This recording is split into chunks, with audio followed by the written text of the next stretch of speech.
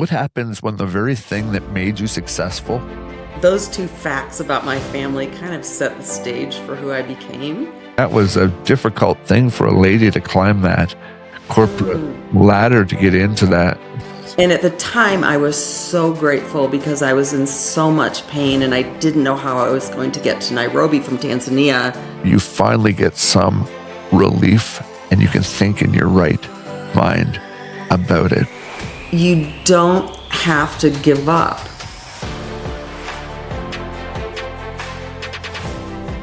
What happens when the very thing that made you successful stops working? For years, Nancy Deyo believed in hard work, discipline, endurance, and pushing through. Those qualities helped her become a Silicon Valley CEO.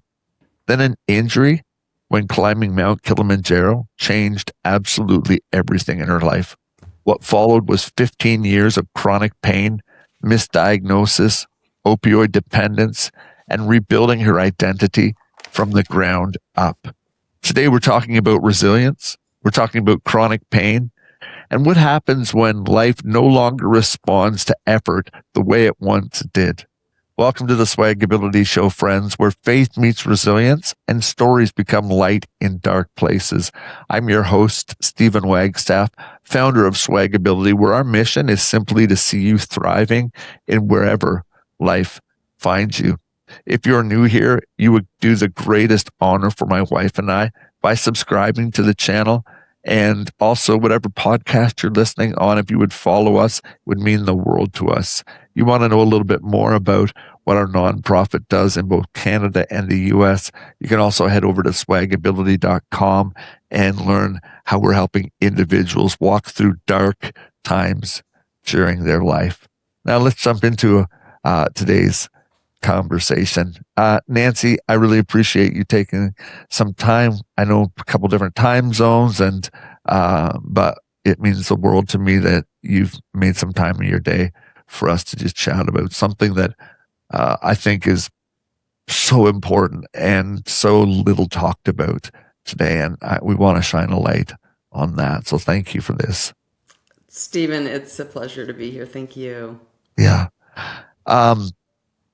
I mean, there's so many different ways I can go. I'm thinking Mount Kilimanjaro. I'm thinking about work, SEO. But before all that, I'm always curious about people's upbringing. Can you tell me and my listeners who Nancy Deyo, am I pronouncing that properly? Deyo? You are. Thank you. Yeah.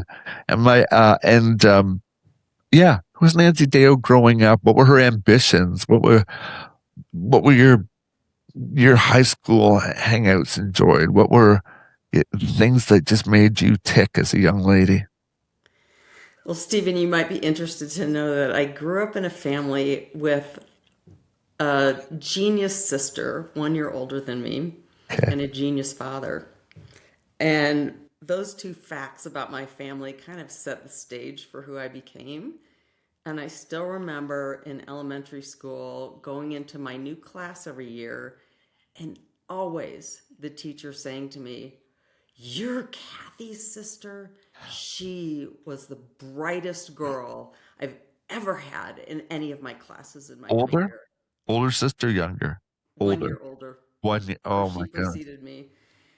And that is really an impossible position to put a kid in. Yeah. And I wasn't as smart as she was, but I could work hard and I could study a lot and I could outlast and outrun and outwork most anybody.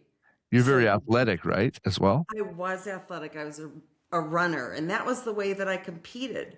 Just do it longer, faster, better, do anything to persist and endure. That's who I became. Wow. And that carried you through your elementary, kind of post-secondary choices of education. And, I mean, being a C-suite back X amount of years ago, I mean, that was a difficult thing for a lady to climb that corporate ladder to get into that C-suite of names. So I'm interested to know, like, straight out of school into that position, how'd that come about? Well, I paid my dues, most certainly. And it took me about 16 years to get to that point out of college. I got right into business and very quickly into Silicon Valley. And I thrived on the competition and the pace.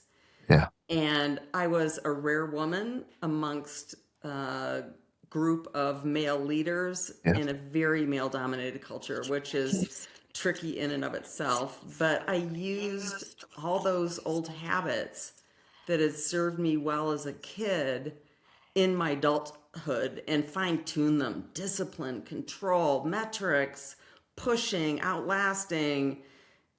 And it got me to what I considered a pinnacle at that point in my career at 37.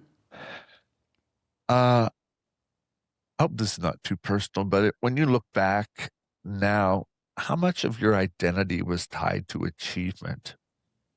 Oh, Oh. all of it. Is it? It was ridiculous. I would say I was a CEO first and foremost, and that was the role that defined me. Yeah, And my role as a friend, a wife, a sister, a daughter, a community member, it was like this. It was way at the bottom. yeah. Mm. And I guess that would, I'd try and ask the same question, was looking back, was your self-worth connected to productivity? Not just your identity, but your feeling of worth? My Same feeling thing? of worth was tied to performance Yeah, and yeah. achieving. And anytime there was a blip, the self worth came unglued. Okay. Yeah. So here you are, leader of a company. You know how your body works. You know how to study. You know how to work.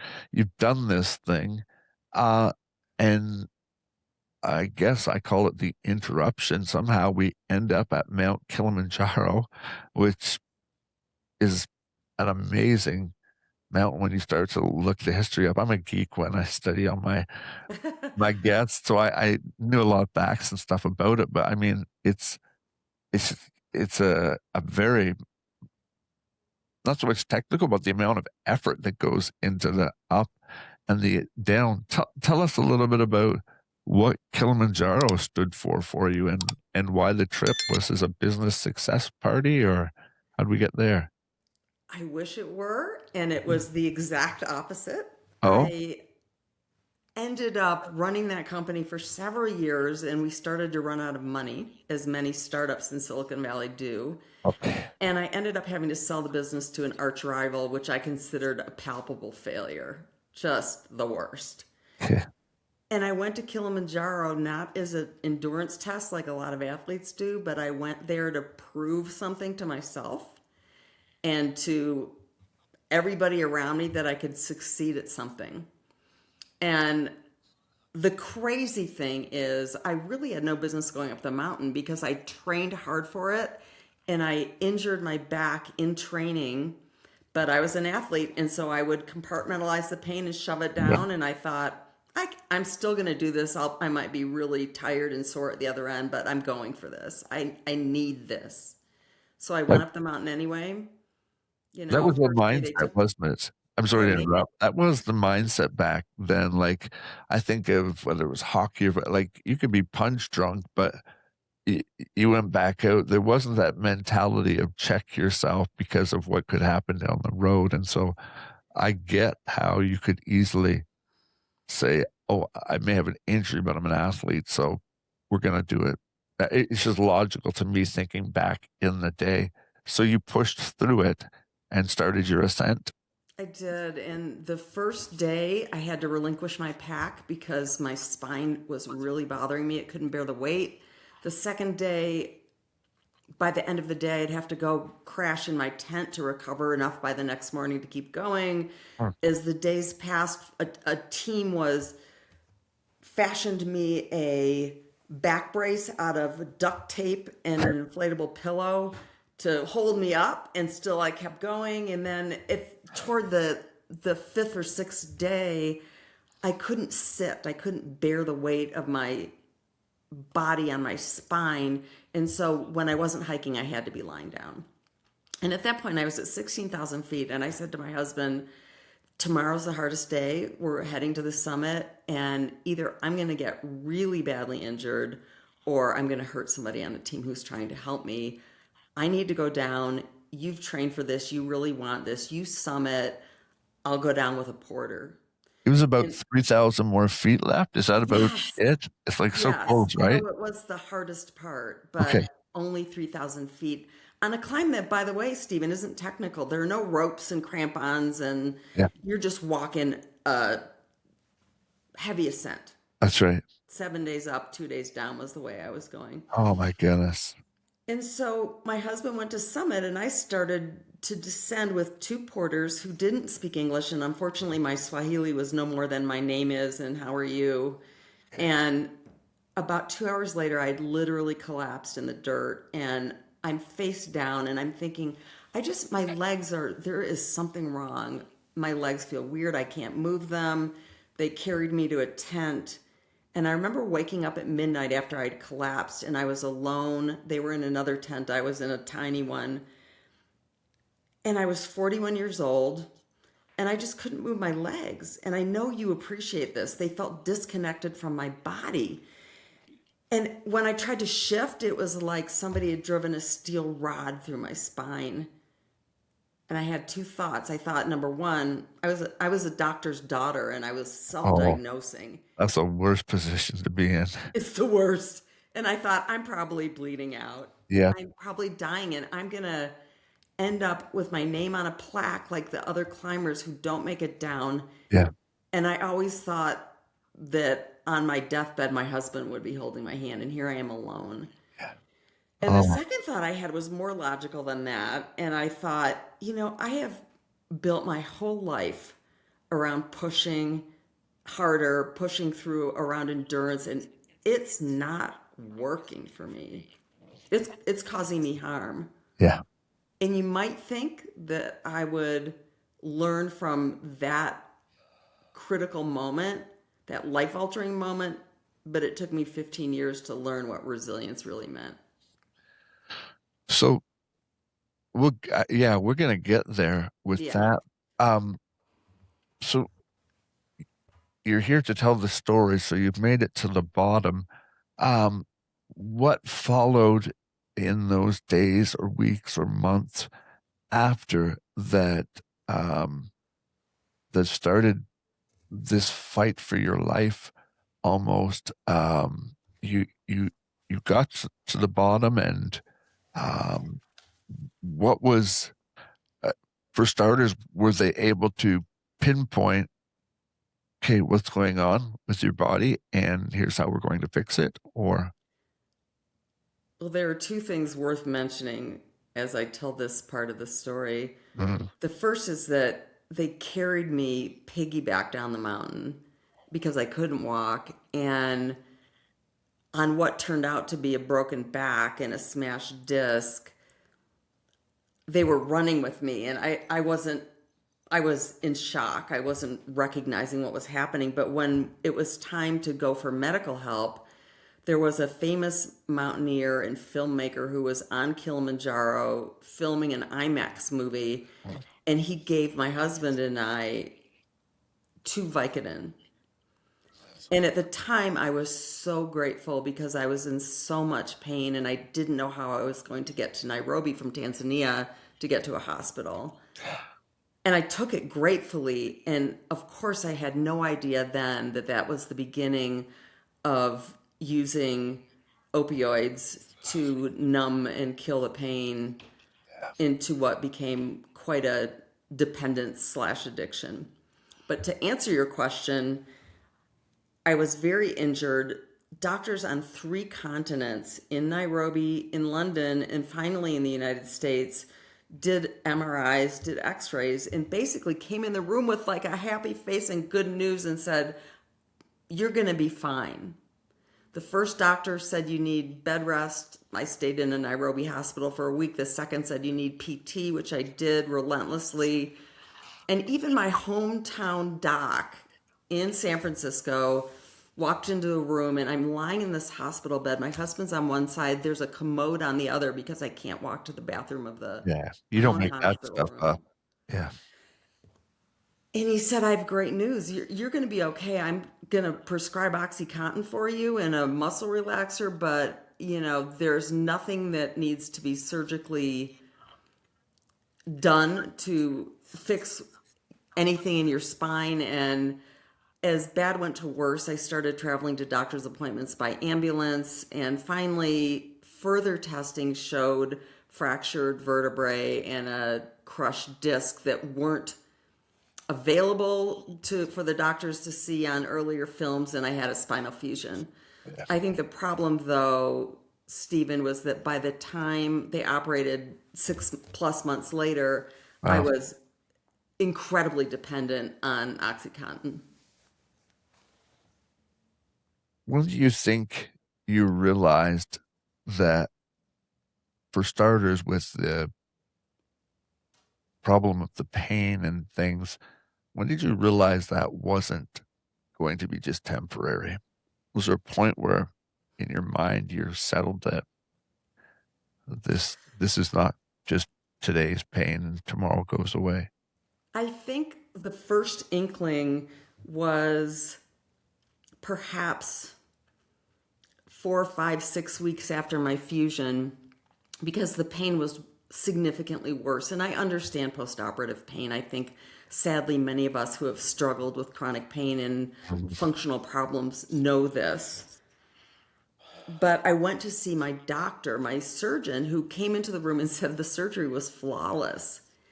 And I'm lying down on his table after lying down in the waiting room because I cannot sit after surgery still. And when he said this to me, I said, my pain is off the charts. It's 8 on a scale of 1 to 10. And I need help. And he looked at me and he said, you seem really anxious. I think I need to refer you to psych. And I thought, oh my goodness, I don't even know if I should trust my body now or what I'm being told. But I realized that the doctors were fixing what was structurally wrong, but my pain was spiraling. So I'm in trouble. What does it do?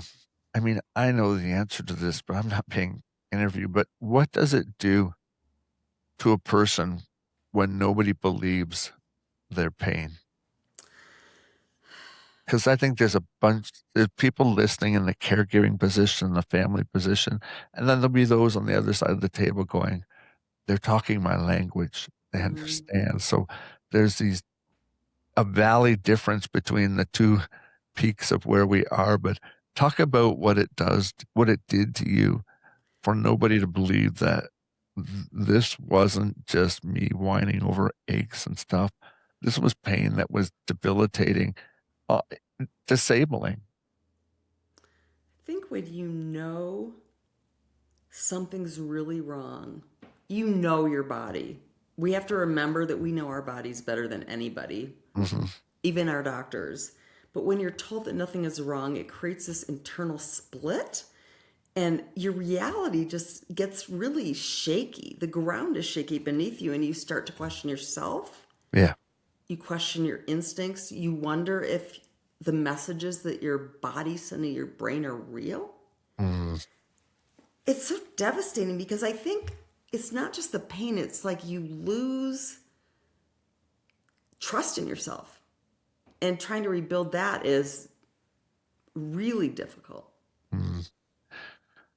What do you think people misunderstand when we use the word chronic pain? Because I think it's such an important subject to talk about. But I think that pain is highly, highly individual. I think that the medical system's great with acute pain. I think when pain is persistent and everlasting, it creates a problem that can't be, quote, fixed necessarily. with an intervention, with a medication, I think the medical system and all of us don't know how to handle the thought of permanence. But honestly, pain is, I realized it wasn't the enemy, even though I thought it was. Yeah. It's information.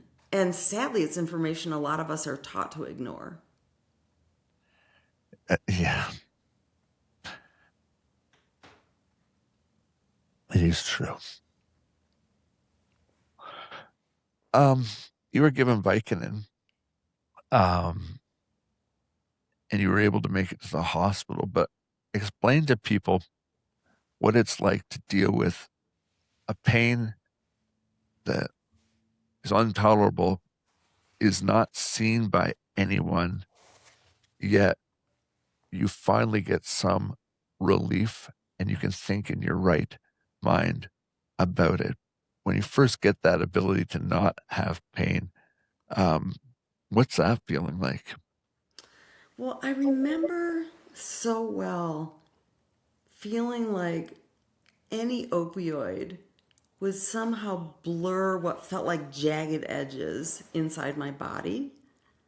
And even after my surgery, I always felt like the metal was pushing out to exit my body, even though it wasn't. It was, 14 pieces of titanium in my spine, but it was in my spine, not in on my sides, and it felt like it was just exploding out of me. And opioids, for me, they dulled the edges. I could breathe. I felt like I held my breath for 15 years, which is so horrible because breathing's critical. It's so important in managing this. But it just calmed my whole nervous system because it wasn't just physical, it was neurological, it was mental, it was emotional. It's all encompassing, isn't it? Like it It's so becomes. huge that the only thing that we can do is turn inward. You can kind of retreat inside yourself because it's the only place you can look for solace because nothing externally helps. It vibrates too much. And no one can step into your body. And I often say to my wife, I'm being very open. I would never want to say this.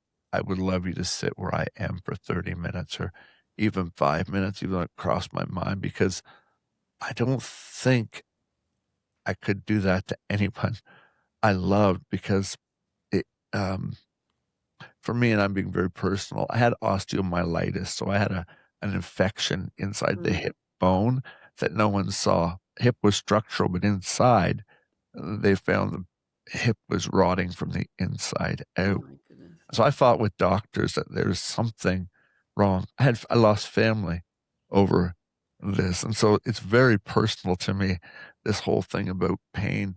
And I do remember that I, laying in a hospital bed in tears, and I'm thinking that in the day and age we live in, there's got to be a better way to be able to do this. And that was the day that morphine or Dilaudid got introduced into my life. And for the first time, I truly had clarity, less anxiety, and I thought I can live like this if this is what it has to be. Right. But it doesn't stay there, and I think that's where the story's very unique in where it I takes think us. the body just it's uncanny how fast it adapts. Yes. And when you're taking the opioid, and for me it went from Oxycontin to fentanyl. Oh my land, that's a big jump. Yeah. And you're taking it to feel better, but soon you're taking it so you don't feel worse. That's right. And you need, it's just overwhelming completely emotionally, physically, neurologically. I think that's what makes it so impossible when you want to get off of it and why so many people relapse Yeah. who are attached to opioids. I think that's a good warning to anyone listening that is dealing with pain. I mean, in hindsight, it's probably been 8 years ago. So many changes take place in a body that you're never told up front, right? It's treating the symptom, but not the problem. And so if you wheel back the clock and say, how would I do it again? I don't know. I don't know. I just knew something was wrong and something needed to help me get through life. But Absolutely. yeah. I still remember a big aha moment for me with opioids. My closest friend Kathleen came to visit me, and I thought I was in a good place where I could handle her energy because she was very calm as a human. But I was obsessing about, like, I would feel better if I had a new patch. I just wanted that patch. And I couldn't concentrate on anything she was saying. And finally, I said, would you do something for me? And she said, anything. And I said, go into my bathroom and get a new patch for me. And she hesitated. It just seemed an out of character request. And it was asking her to medicate to help me medicate. And she said, maybe I should get your husband. Maybe I should get Chris. I think he just drove in. And I thought, no, because I knew he would know. It was way too soon, like a day too soon, Yeah. to be slapping on another patch. And I looked up at her and she was crying. Yeah. And I thought to myself, we both know. I mean, I'm an addict. I can't stop this because the pain doesn't stop. I think we could park there for a minute and talk about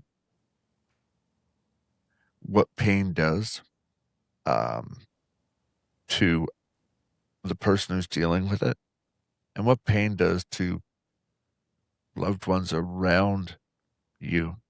How did that unfold in your marriage, in your friendships, in work colleagues and things like that? I guess first of all, how did it unfold with you and accepting it? And then how did it kind of unpack with other people around you in life?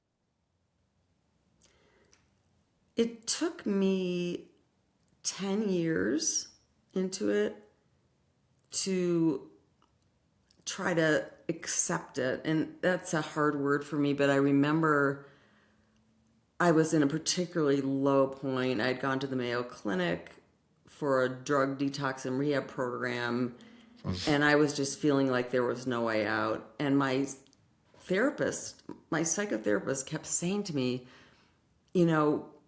there's something called the new normal. I hate that word. And I said, I hate the new normal. I hate it. It's my horizontal, monochromatic, horrible, isolated life. And she said, you don't have to give up. You just have to give in a little. You got to stop fighting yourself.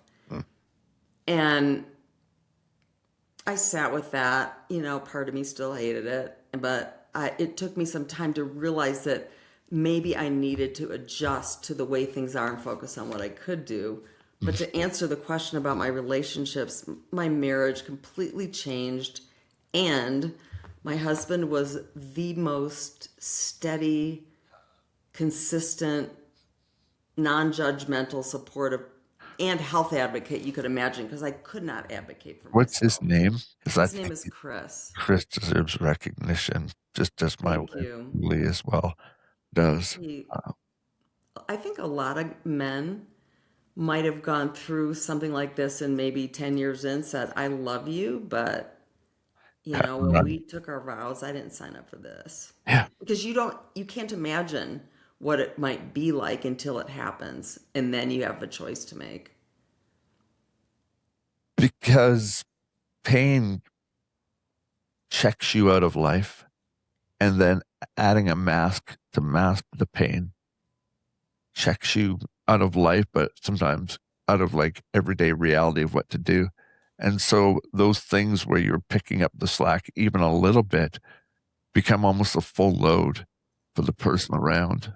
And that's why we're so adamant about loving on caregivers at SwagAbility, because I think not professional, although they're wonderful people, but the family caregiver Yeah. themselves is an epidemic of people burnt out that need to be loved upon and heard. But That couldn't be truer in my situation. I think, I couldn't be a wife.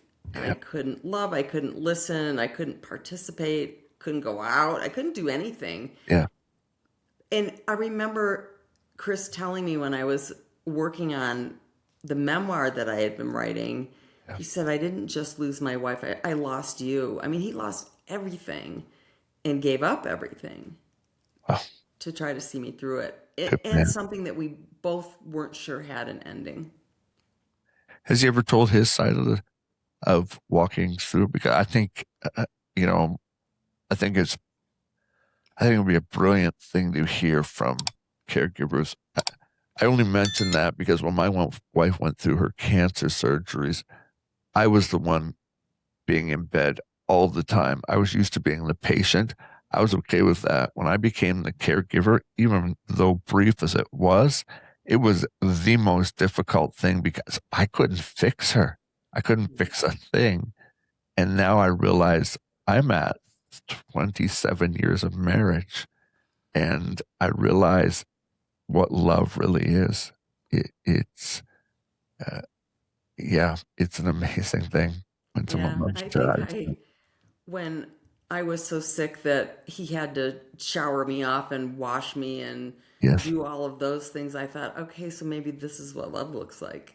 It's Yeah. not what I thought. It's not, you know, passion and spontaneity and all those beautiful things that might be in your marriage, but it's this really deep trust and bond created through this shared trauma. That you didn't think, at least I didn't, till about 70 or 80. You know what I mean? Not at 40, not at 48, Yeah, not at yeah, whatever. Right? So is that new normal. I yeah, hated hearing it in COVID, but I hated hearing it in my life as well because, like you, I was used to just pushing through. But when yeah. pushing through doesn't work anymore, hey, Mm-hmm. what's the answer? Yeah, Mm-hmm. Yeah, I mean, I will add just quickly that please. I lost my friends too. Yeah, we're And there. all but three vanished when I got sick. Yes. Even one of my closest friends who I used to talk to every Sunday, just the call stopped coming after the initial accident and the what can I do? Oh my God, this is so horrible. I think it's very, very hard. And, some friendships are unconditional, Yes. but a lot aren't. Yeah. Uh, It's very sad for that, but it's true. And I don't think you and I mean, if it's common between you and I would hazard a guess to think that other people in the same position are dealing with the same thing, loneliness, people abandoning. And then what are you left with? You're just left with you and your mind to try and figure this thing out. Um, this question's kind of been floating in my head while we've been talking, but what do you wish doctors or medical personnel understood about patients living with invisible pain? Because to me, sometimes there's so much guilt attached to it that you need to convince someone that this is my issue. Um, but it's so horrible, I feel. I guess the first thing is I don't wish it on them because I don't wish it No, on anybody. true. I wish that they had more Mhm. genuine empathy, more ability to put themselves into your shoes, which is quite difficult and pretty impossible for most people. For sure. I wish they listened longer. Mhm. And they are only as good as the information that we give them. So I know that in some senses it's on us too. And they've heard it numerous times over before we tell our story, So right? true. Um, but which is one of the things I was thinking of if anyone in the medical field is listening. And there are some great doctors and nurses out there. Absolutely. But then there's some that I say I can tell within 5 minutes in a room who's there for a paycheck and who's there because they love their job and what they signed up for. Um, anyway, Right. I don't want to park there too long. Identity collapse. When the CEO disappeared, who did you find was left? Chronic pain patient, period, full stop, that's it. You Yeah. know, all those other identities that lurked beneath the CEO high achieving surface, they were gone too. So, no community member, no wife, no friend, no sister, no daughter. My Did you? own parents were aging, Mm, and I should have been taking care of them, and they were trying to take care of me. did you grieve the old Nancy? Oh, for so long, I fought to get her back. And part of the reason I pushed so hard was if I only push, I can get back to where I was. So here's where I was, and this was the fight. And it was an undulating series of violent, fierce setbacks. Mm, And every time I'd feel inkling of better, I'd push hard because maybe I can get back to who I was. I just wanted my life back. amen. Yeah. Um, Today, how do you separate your value from productivity? Well, I would be dishonest if I said I didn't still struggle with it because I think it's such an ingrained character trait in me that to say I've let it go would probably not be truthful. I mean, I think that as I started to regain strength, you know, toward the tail end of those 15 years, I think some of that old endurance and push starts to come back, and I need to listen really, really closely to my body because I've learned that it's going to tell me the truth, mm, and the signals that it's sending to my brain are being sent there for a reason, and that I need to trust and pay attention to them. I still push, but I try to balance that a mm. little bit better than I used to. Maybe let me flip the question around Please. a little bit differently and maybe ask it this way. What part of yourself did you discover only because of this journey?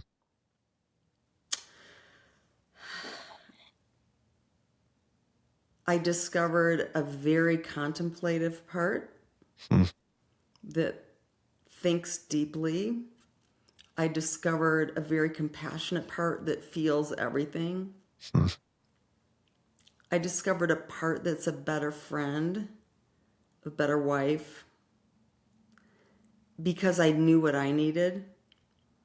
And I think I discovered that I'm more flexible than I thought. If you had asked me about being flexible 15 years ago, I would have said, I hate flexibility. I don't want to be flexible. yeah, it is what it is. Were you ever angry at your body Um, or at? It's such a good question. I was not an angry person, Mhm. but I will say that it's probably because I buried it and it took its toll physically on me. Yeah. I'm sure I was angry because my body was something that used to perform. And when it's letting you down, it makes you mad. Mm, But my emotions manifested more as like anxiety and like catastrophizing my life is over. mm, yeah. Um, what does resilience now look like for you after kind of started, sat with it for a bit, Lord willing, come out the other end of it, and in hindsight now, asking, what does resilience really mean to you and look like in your life? It used to mean come back, bounce back, Yep. endure at all costs. Hmm. And it doesn't and can't mean that for me now. No. It means navigating the limits of what's possible inside my body Hmm. It means letting go of any aspiration to be who I was Mm. because I'm very different. It means listening really hard to every message, every tweak that my body gives me so that I can frame it in the right way. And it means really relentlessly, and I shouldn't use that word because it implies that I'm still pushing, Yeah. but relentlessly focusing on the things that I can still do Yes. and do well and just letting go of that stuff. There's a lot I can't control. But there's so much left. I'm sure I'm not the only one. This is, I think it's a list for you too. Even amid what I can't do, you know what I mean? Grieve the 19-year-old who broke his neck. There's so much I can do. And I think for me, I think that's the part that frustrates me when I see others, maybe in my condition or even less what it wouldn't matter of not doing because there is the ability to thrive in life. Um, I, at least I feel that. Did you come to that conclusion for you? I absolutely did. And it is the only thing that got me back out in the world, out of my bedroom and out of my Yeah. bed. How many hours were you spending? I mean, at your lowest point in a house, not going outside type of thing. 24. Yeah.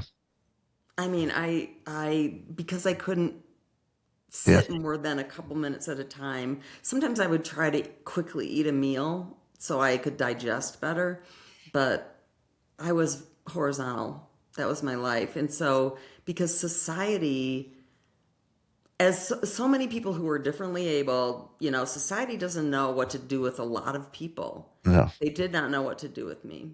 No. What do you do with somebody who can't sit? It's true. I mean, whether that's an open wound or whatever like that, but you're right. We're so used to understanding. You go to school, you sit in a chair, you listen. Uh, but it's to me, it's about we have these stigma. We have these defined set principles that this is just how it is because society says so. But why? Why is it wrong for me to recline my wheelchair back because I can't sit anymore, but still be in a seminar listening or whatever like that? I think it just Absolutely. takes boldness, doesn't it? And I think this is what happened because if I'm not mistaken, I think I read that you went back to school after this. Did you not? I did. I had to get back out of the house. I was determined not to spend the rest of my life in my bed. Mm, And my mind was working fine. It was my body that had to be horizontal. So I went to yes. graduate school lying on an army cot. Yeah. Can we talk briefly about that experience? Because that Yeah. would be not only unique for you, but I'm assuming going back to, postgraduate school, to have someone laying down in the classroom, you're thinking, in this day and age, really? How'd that go? Well, I still remember the first day of orientation for grad school, and I was twice the age of everybody in Oh, my right. cohort. On top of this. On top of this, I was 50 and they were, 20 something. And I was lying on my cot and I was so nervous. I was just freaking out. Like, how am I going to be? Will they understand me? Will I be accepted? How is this going to possibly work? And it was my turn to introduce myself. And I remember I tried to prop myself up on my elbow so I would elevate my head more to the level of the humans who were sitting down at the tables. And I said, "Hey, I'm Nancy, and I had an accident on Mount Kilimanjaro, and I'm going to be the way you see me here lying down in class. And I want you to know that I'm good with it so you can be too." And I was so terrified. But I think my inclination was I have to make everybody feel comfortable. I got Yes. to diffuse this or I'm never going to survive it. Yeah. That's that's very good. Mm. Um, isn't it amazing what our minds allow us to do when we don't hold them back, when we're Mm. not afraid of that Maybe You know, we're. I was going to say, I think what my fellow students taught me Mhm. was that I wasn't defined by this because No, that's who I thought I was. I thought I was a person with chronic pain who had to lie down. no.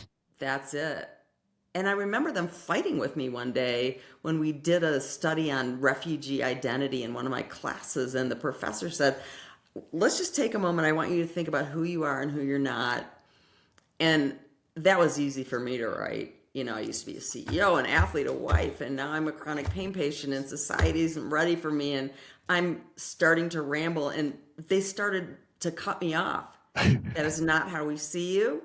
You have things that are wonderful to contribute. You just happen to do it lying down. And I thought, oh my God, they don't Yeah. even see me this way. My classmates who I lie down next to every day, that was pretty, that was a pretty strong epiphany for me.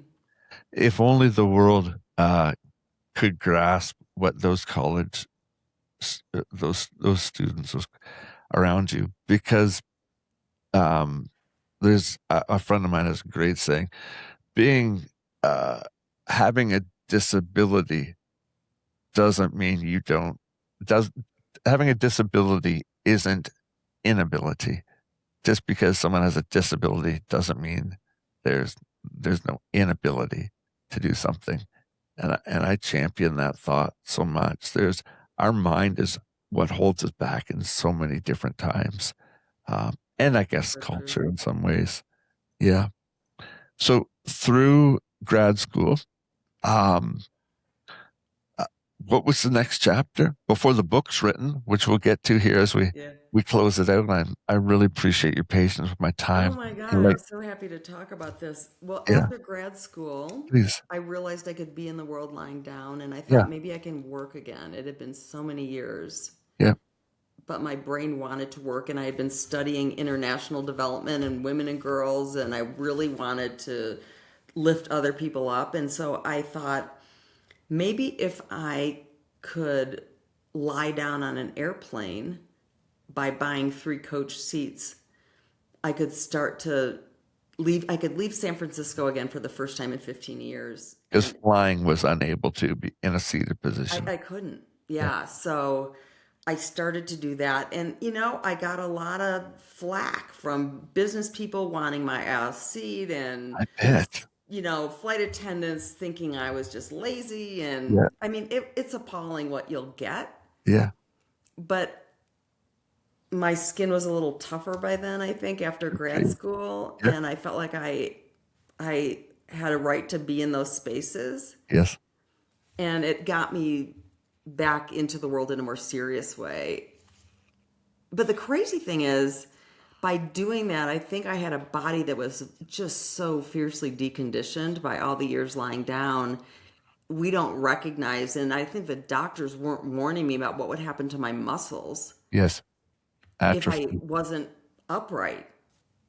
But I think that process of going into the classroom and setting up the cot and getting to the airplane to lie down, I slowly started to gain some strength, Yes, yes. which is critical for all of us.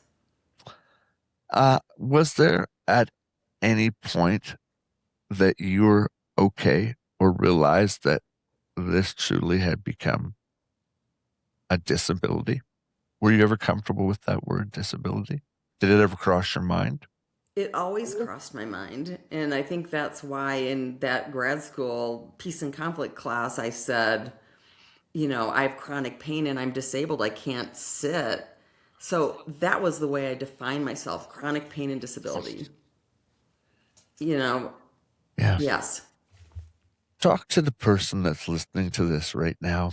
They're an able bodied individual and they misunderstood what invisible suffering is like.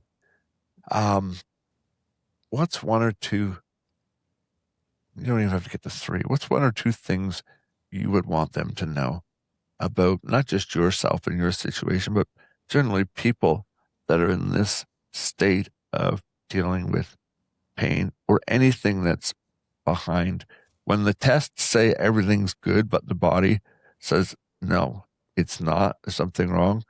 Um, there's a lot of misunderstanding. Speak to those people for a minute.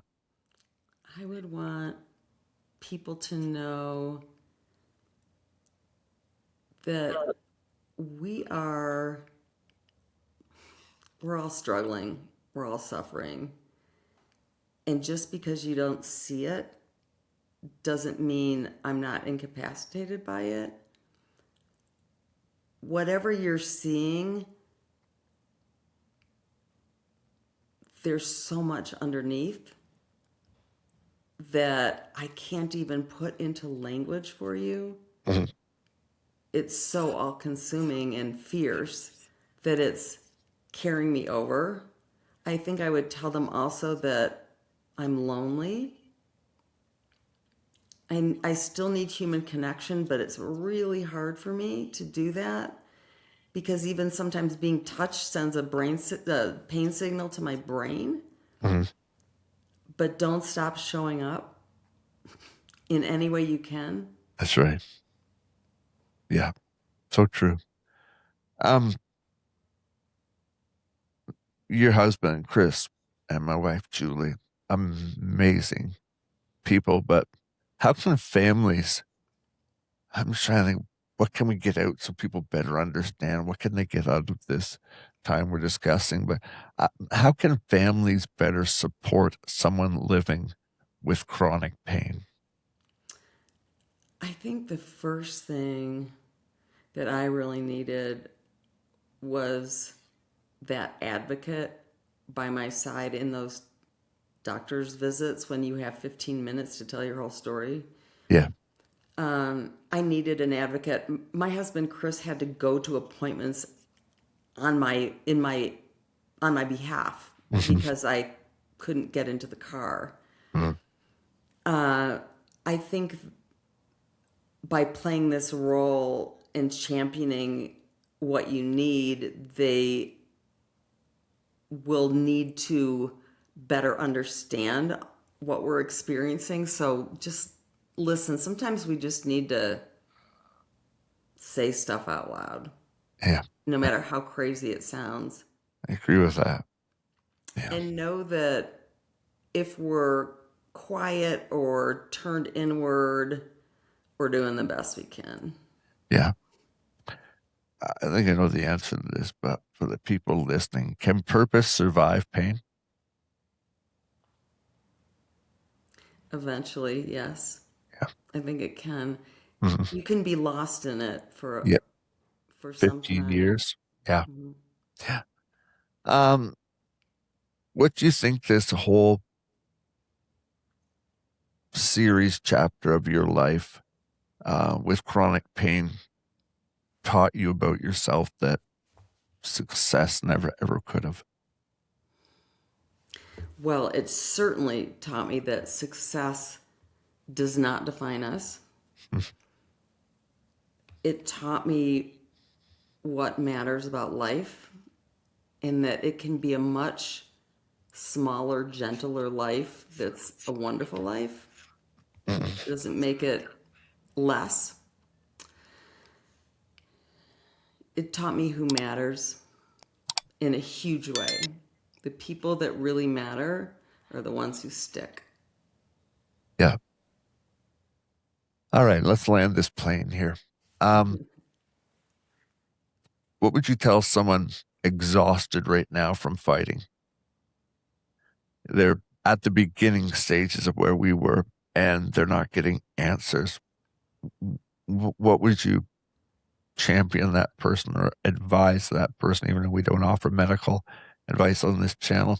What would you want them to know that's exhausted in their fighting?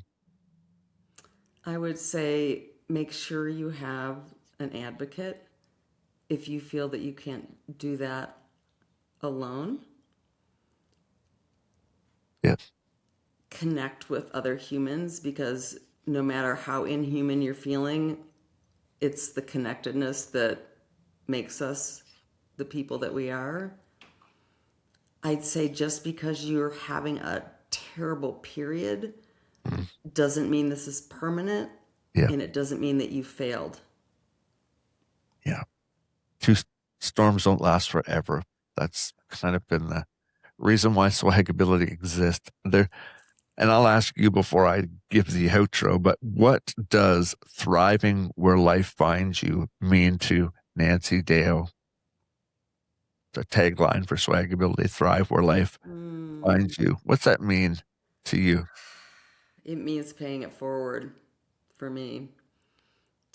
It Yeah, means taking all that pain and all that angst and all those experiences and being as honest and as vulnerable as I can in sharing them out, because somebody out there is going to feel seen or heard, or maybe they're going to pick up one tiny thing that they could try that might give them a bit of relief.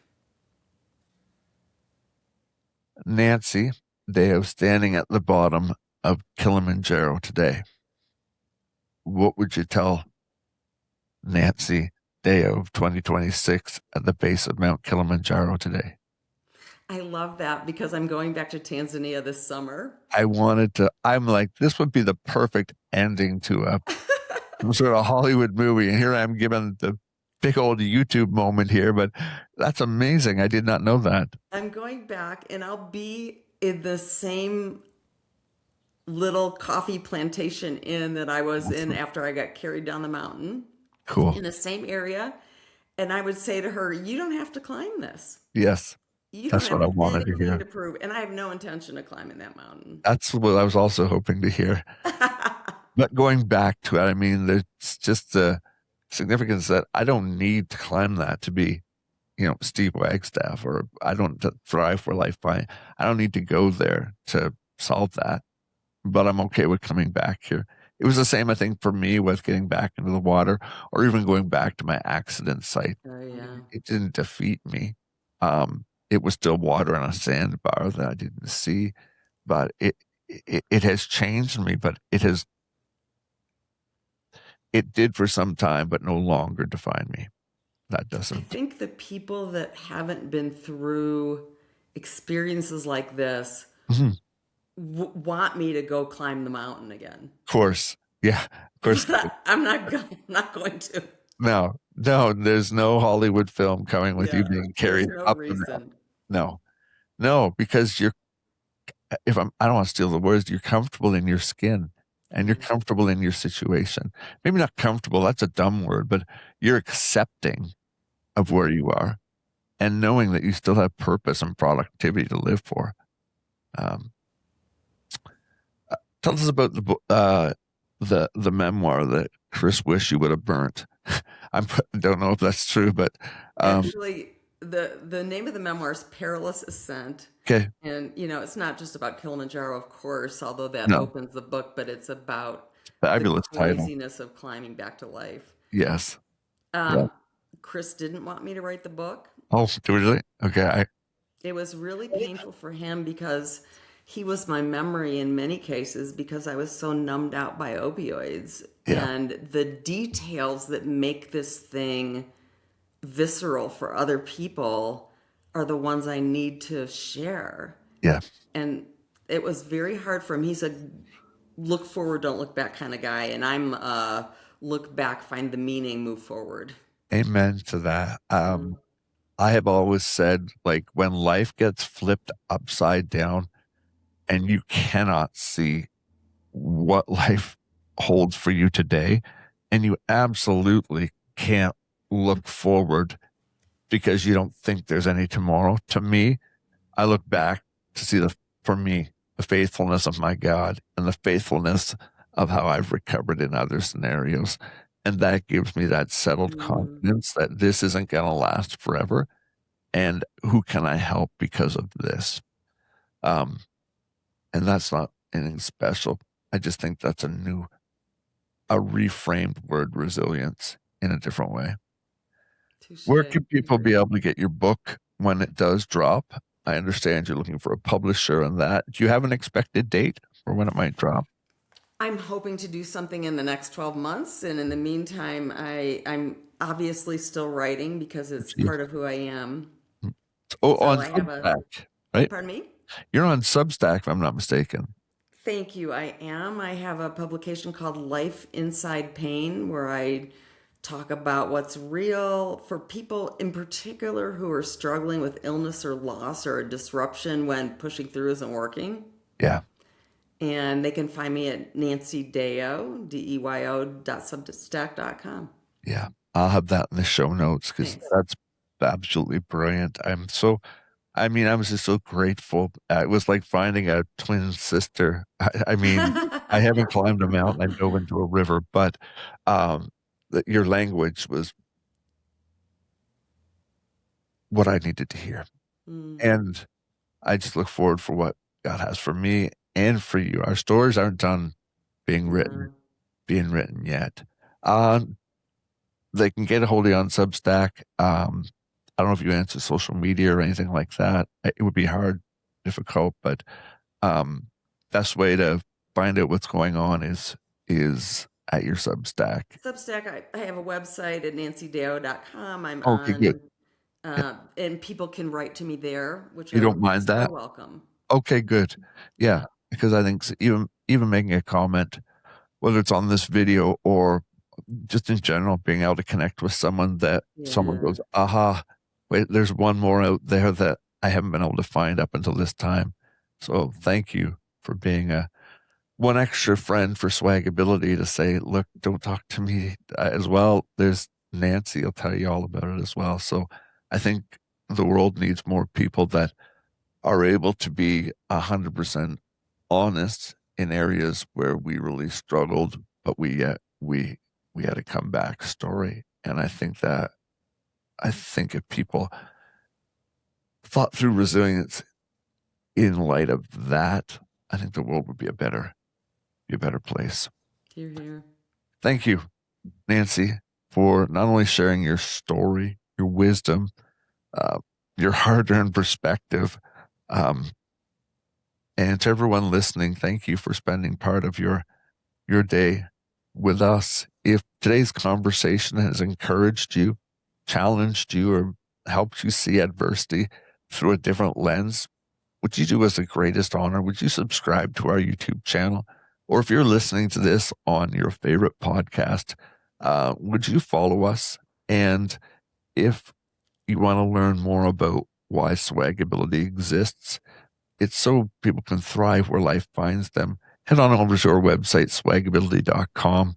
There you can find out a little bit of my story, my wife and I, and what we're doing in the US and Canada in terms of helping people walk through the darkest times of their life.